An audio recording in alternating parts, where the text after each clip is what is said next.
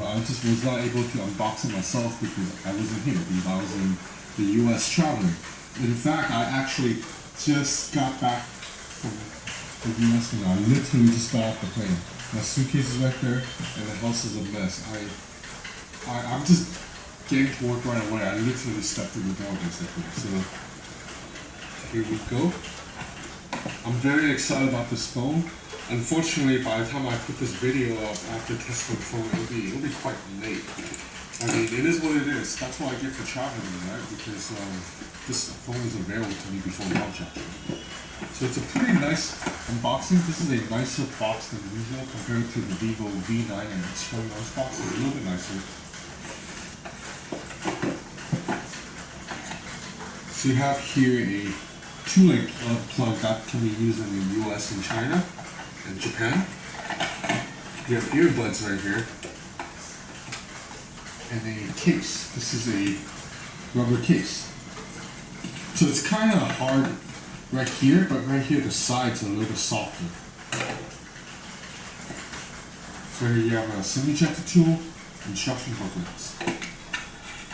Right here it's a charging cable. And that is about it for the box.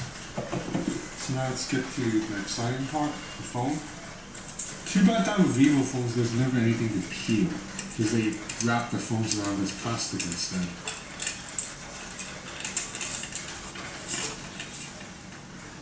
So I was in LA for the past week, and I personally like Hong Kong a little bit better than LA in terms of just living. But the one thing LA has in Hong Kong is the weather is so much better. Like, I'm just barely back in Hong Kong, I'm already sweating my ass off. Hey, wow, okay, I'm really liking how the light reflects off the back. Kind of this special pattern. I don't know if you can see in the video, but right now, if you look closely at the back, it's not a plain glass back. There's a little bit of kind of like a grid, a pattern grid. So that's why the light reflects a little bit differently. It's definitely unique. So this phone feels very similar in the hand to the OnePlus 6 and also the Vivo X21. But you see right off the bat, the mix is a little bit longer, but overall the kind of the shape and contours of the phone are very similar. Okay, I'm gonna have to set the phone up. I'm gonna set it up, play it for a bit. I'll be back.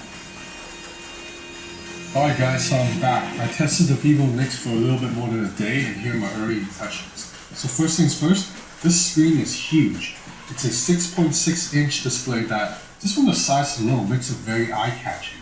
Whether you're watching YouTube videos or Instagram stories, just having a larger display makes everything look more immersive, especially when you put it next to something like an iPhone 10.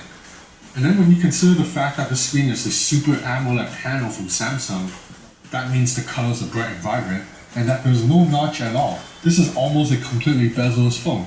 You have a phone that's very stunning to look at from the front. So by now you already know, this phone doesn't have a notch because Vivo managed to find a workaround for all the components that traditionally needed a bezel or a notch.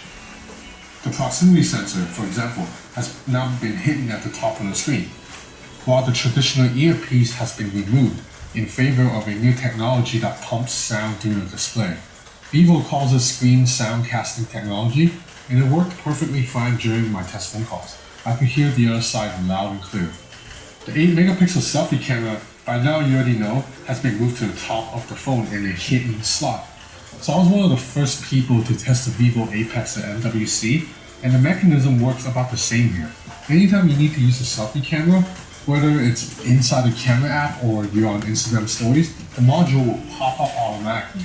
When you close the camera app or switch back to the main camera, then the module slides back down inside the phone.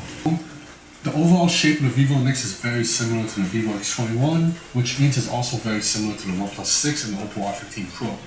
The Vivo Nix is obviously a little bit larger because the display is bigger, but the phone still feels quite easy to use with one hand. There's a one-hand mode, which helps with that.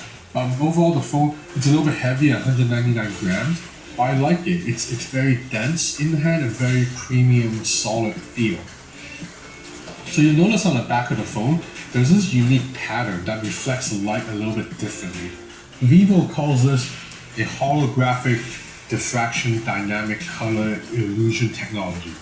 So yeah, that name is ridiculously clunky. I'll just call this hologram technology. So basically what it is It's a 3D curved glass with these tiny individual little squares that were carved into the inside of glass that reflects light individually. So when you move the phone around, you see this little kind of cool reflective pattern.